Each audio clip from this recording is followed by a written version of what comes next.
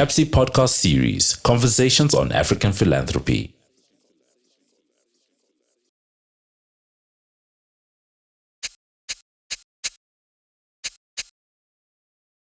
This series on social movements in Africa was shot at the margins of the third Baraza in Accra. The Baraza is a product of the Zimbabwe Alliance, a project that the Conversations on African Philanthropy covered at the end of 2024. Social movements play huge roles in our society. At the same time, they face massive challenges and obstacles. In this series, we take a look at the different manifestations and typologies of social movements on the continent. The series is but a snapshot. More is needed to fully get a comprehensive grasp of social movements. Join us as we talk to actors from the DRC to Zambia, Malawi, Kenya, Zimbabwe, Ghana, and many more. Welcome to our Conversations on African Philanthropy with me, Moyo. We are recording this episode at the margins of the third Baraza that is hosted by Trust Africa here in Accra, Ghana. This series is a conversation with movements, social movements, their leaders, their participants, actors. And today I'm joined by Hanifa, Safia, Adan, one of the delegates from Kenya, who is attending the Baraza here. Welcome to the Conversations. Thank you. Just before we came to set, we were talking about Mombasa and Ghana, and you were saying the heat is unbearable. Yeah, talking about the heat, can we talk about the situation that transpired in Kenya in the last year or so, but also the lead up to the movement that we saw led by the Gen Zs, and we were one of the key actors in that movement. Let's talk about what led to the process. What was the heat like, the climate like? Last year, the Gen Z movement was something no one anticipated. I also did not anticipate for something like that to happen. I think it resulted from years and years, years of corruption, inequality, and just people were just tired. I think people were just tired, and it came to a point where we just said, you know, we have nothing to lose anyway, and they're not listening to us. This could have ended really well if they had dropped the bill.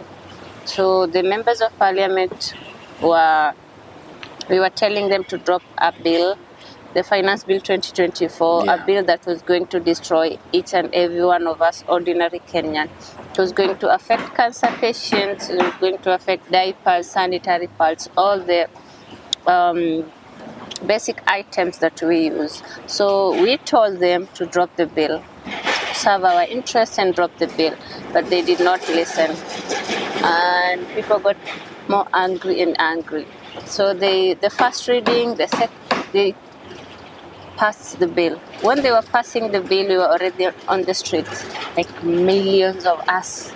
We were trying to get into parliament, but the police were not letting us. So when we heard they had passed the bill, people stormed in the parliament. That was June 25th. It's such a historic day in our country. So we stormed in the parliament. People were being shot at, and they did not care. The police were even running away from protesters. So they passed the bill and we got in. So by the time the president drops the bill, that was 2 days later, the damage was too much. It came to a point where we said, you cannot kill us and lead us. People did not have to die for you to drop this bill. He had killed, maimed, murdered. People abducted, killed, and found in rivers, bodies floating in rivers, just because we say drop that bill. Well, it moved from reject finance bill to Ruto must go. Because no, you cannot kill us and lead us. It's been a struggle since last year. Up to now, we're still singing Ruto must go.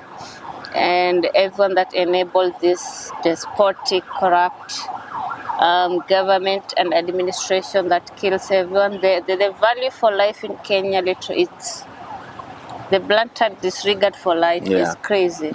So that has been our struggle for a year now. We're even marking the anniversary of June 25th. it was such a historic day, but sadly and unfortunately, it's still such a sad day because a lot of people died. People did not have to die. They sent snipers. You had bodies shot on the head and their brains lying on the ground. So no, he cannot kill us and lead us. So 70 plus of our people were killed. And we have so many people still missing. The abduction is still ongoing. We're still continuing with the fight, but Kenya saw a new beginning, a fresh new beginning.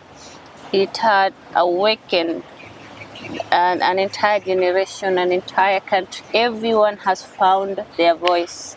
That is the most beautiful thing that happened with the Gen Z movement. The awakening of an entire nation that was already so hopeless and just, getting deeper into the pits that we were in. So it gave us hope.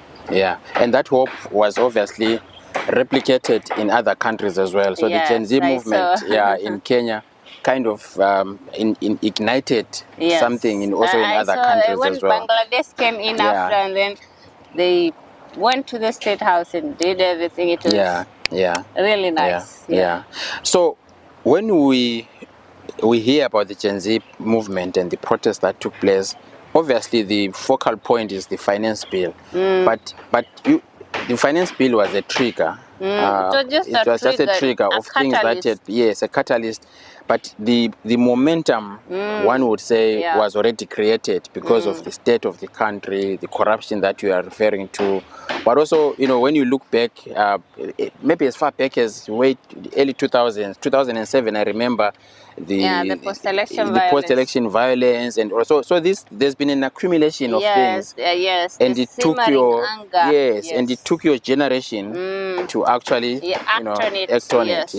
So the finance bill was just a catalyst. Right. People were just tired. I hope it happens with every country. People usually just complain, they say they're losing billions in a day. We just say, what? So we are bombarded by corruption every single day and scandal. But you can just complain and move and then complain about another thing. So it accumulated so much to the point that we couldn't just take it anymore. So one of the recurring themes here is organizing. And when people hear about the Gen Z in Kenya, we hear that it was a well-organized movement, but it was leaderless. Let's talk about that contradiction. We were not organized. We were the most disorganized people, but still organized. It came out. It was so organic and adulterated. It was so organic that unlike other social movements where you usually organize and then you have leaders telling you this, and for us, just got in the streets. Thousands, millions of us. So no one sat somewhere and organized and told people we are aggressively leaderless. You can't tell people how to move or what to say. So I guess they somehow looked at some people as leaders, just that they didn't admit it. And I guess they hold them to certain standards. You can tell. It happens with me a lot. So I tell them, if you see me as your leader, you can just say it. So I guess it's a movement where leaders came out of it. It created leaders as well. So we were very, very organic, I would say. They tried so much to delegitimize this. So the government said, oh, you are funded by Ford. I didn't even know what Ford was. We were just honestly really clueless. We just wanted change, accountability, good governance, and drop that bill. That is all that we were. We were so organic, and no one was in charge. We said we were tribeless. We said we were leaderless. We said we are partyless. We were so aggressive towards politicians. No one tried to infiltrate. They couldn't even try to get in the Gen Z space. It was so aggressive towards politicians. So they tried so much to please and try and get into the movement, but it didn't. It was such a beautiful moment, honestly, because you see things such as the tribal card is what the politicians usually pull to divide us. So we put everything aside. and said, no, we just won. No one is going to take this away from us. We were not organized going in, but somehow it became so organic and so successful. That's how it was successful. Being organic, and how we fundraised 31 million Kenya shillings to take care of those who are injured and those who had passed on, because I think people will still be suffering with hospital bills if we didn't come together, because the trails of the police violence and brutality was a lot. It was a lot to handle. We still have people that are still recovering in hospitals. We're still taking care of them. Just by the Harambee spirit. Just go and then tell guys, there's still some people in hospitals, so let's help them. So that spirit of solidarity has always been there.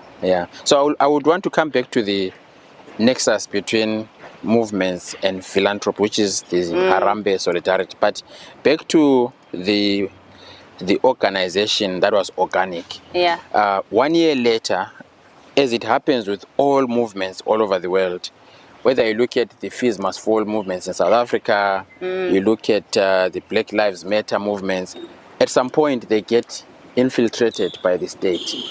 And you say it in the beginning, you were watertight. But I would believe that as time went by, you wouldn't remain uninfiltrated. So there was a point when you had to start looking among yourselves and asking questions about infiltration. We had big key figures who were absorbed into the government. Obviously, we have traitors and sellouts in all movements, I'd say. People who believe now that dialogues can work, that we can have a seat with our oppressors and dine with them, and then have the audacity to say that that is what works for us. And no, I don't care how petty or emotional people think this is. We can never sit down with our oppressors, people who murdered our comrades, people who are never held to account with that. You can never dine with the oppressors. You can never dine with them and say that you still are for us, you're still for the people. It never works that way. So what you see with people who are absorbed into the government, you'd see them say, they start delegitimizing the movement, saying it's all about money, our pay, and say we need to move off from the streets now. But you were there.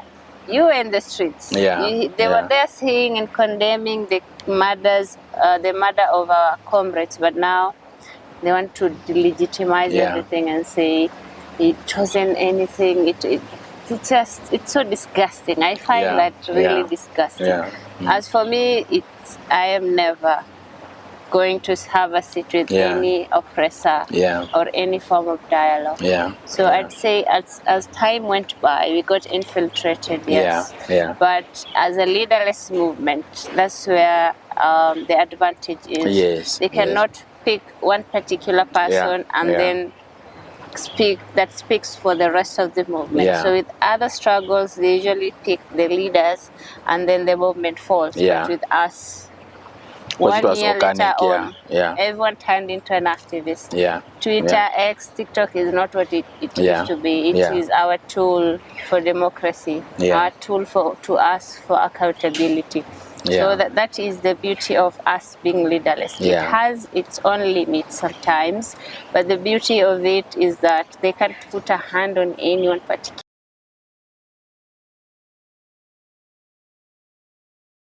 Raised 14 million in 4 hours. I just clicked the link and I was shocked. But I was getting tense because what is all this money? What is all this money? So it kept coming until it was 31 Kenyan million shillings.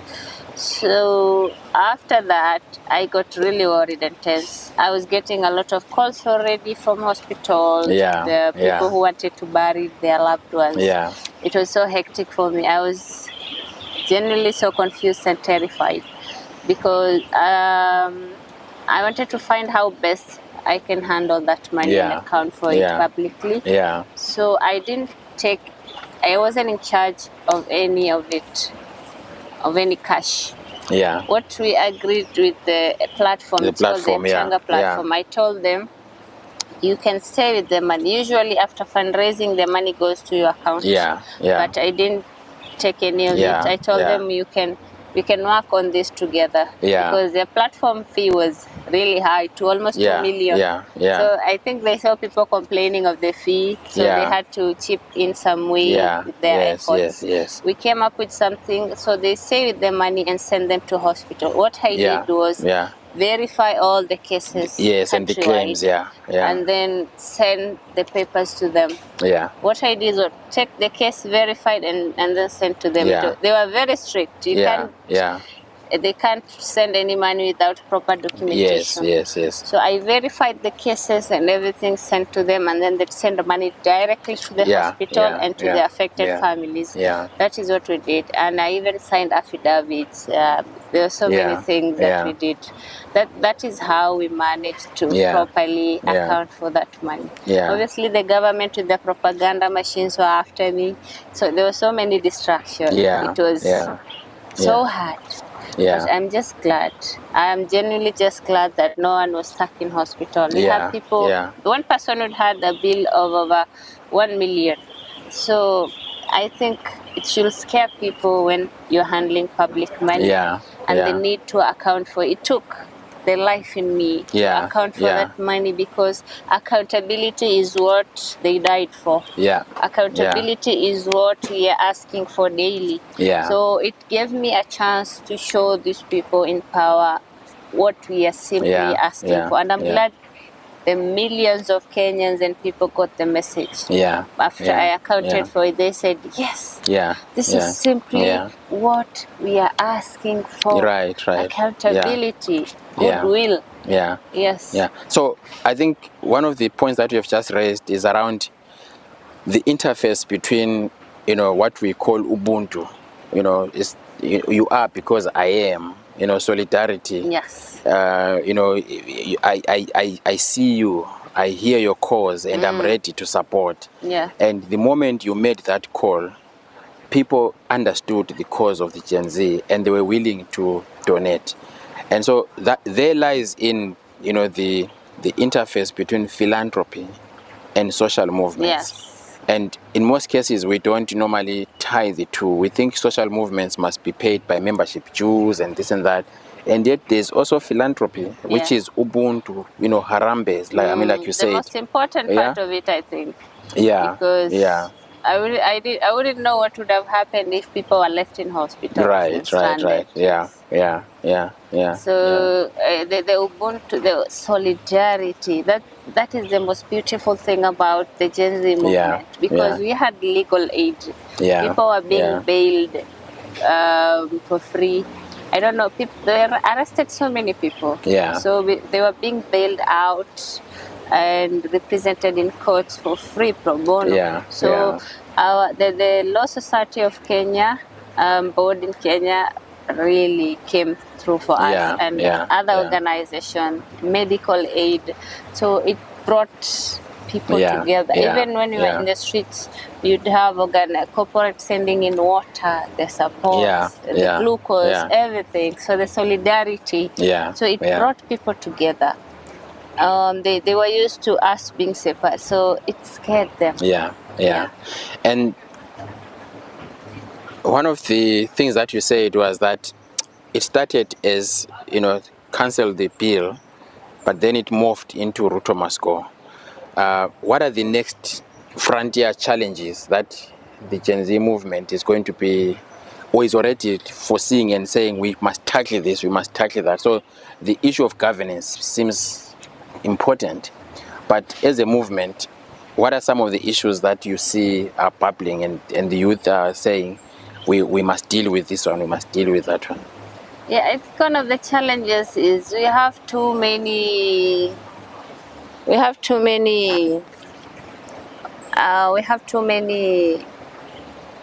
bombarded with so many things. There are so many challenges. First is the government tries a lot to create mistrust between key figures, and they're usually attacked. I, for instance, they're usually after me a lot. So I think, sorry, I didn't get your question. No, I was saying other than Ruto must go, which is the governance question. Yes, What are the other issues that the movement is addressing at the moment? Yeah. I think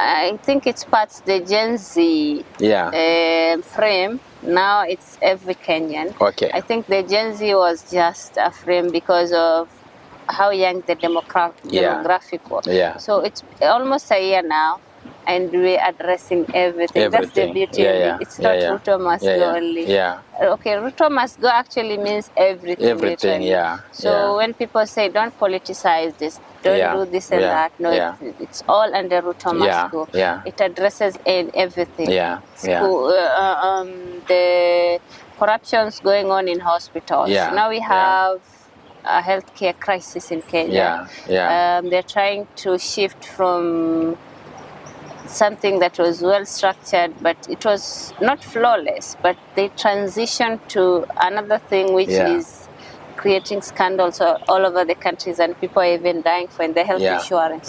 So it's literally everything. The government is so scared of Kenyans using social media. Every time you hear them talking, they're in a rally somewhere and they're just addressing Kenyans on social media. They want to censor social media because we are winning the digital war. Everything that comes up, any kind of injustice is addressed.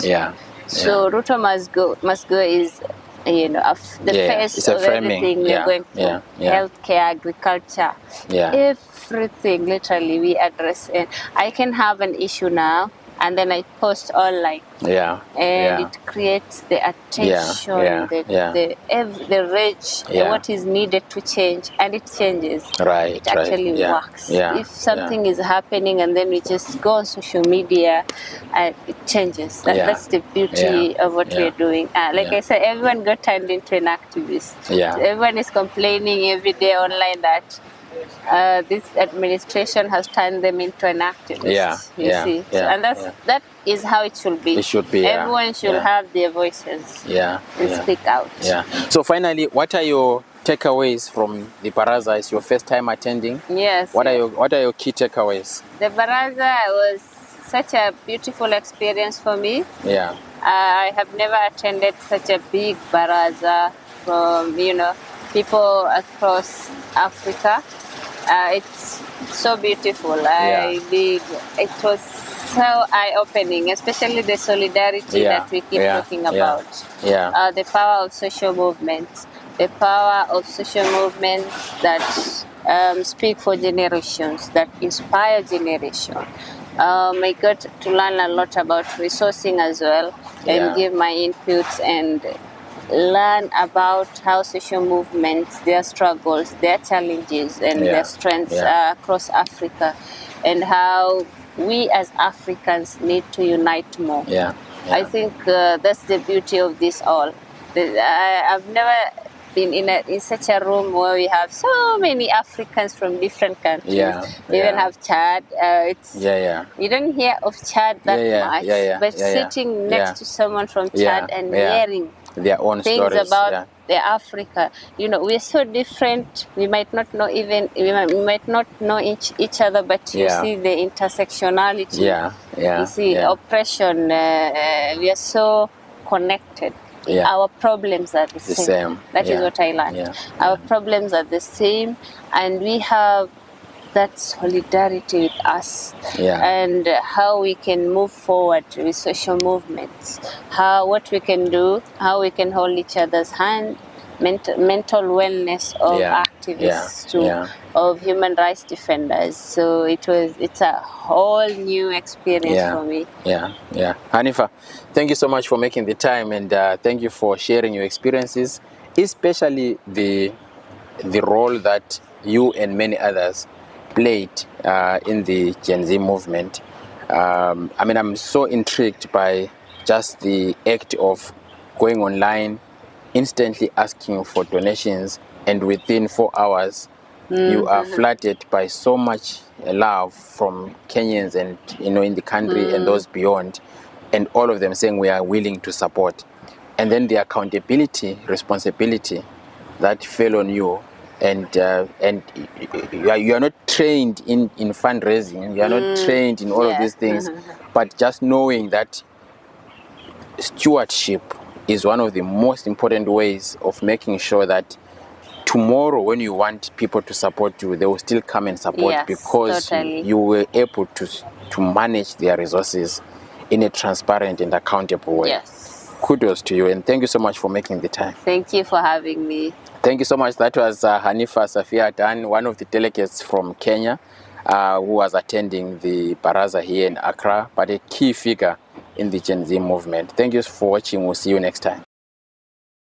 You've been listening to the CAPSI podcast series, Conversations on African Philanthropy.